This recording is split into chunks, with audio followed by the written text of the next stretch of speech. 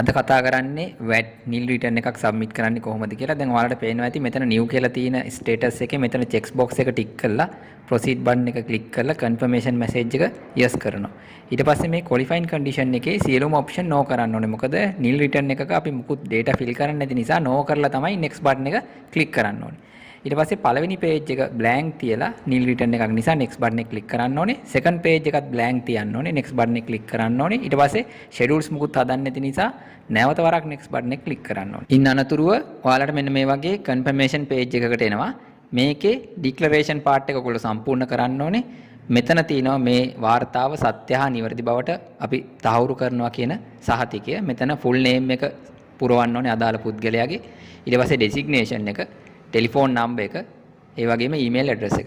මෙතකොට මේ තොරතුරු නිවැරදිව ඔයගොල්ලෝ සම්පූර්ණ කරන්න. මොකද IRD එක ඔයාලට මේ ડોකියුමන්ටේෂන් පාර්ට් එකට අදාළ තොරතුරු දැනුම් දෙන්නේ මේ ඊමේල් හරහා මේ ටෙලිෆෝන් නම්බර් හරහා. ඒ නිසා මේක නිවැරදිව සම්පූර්ණ කරගන්න.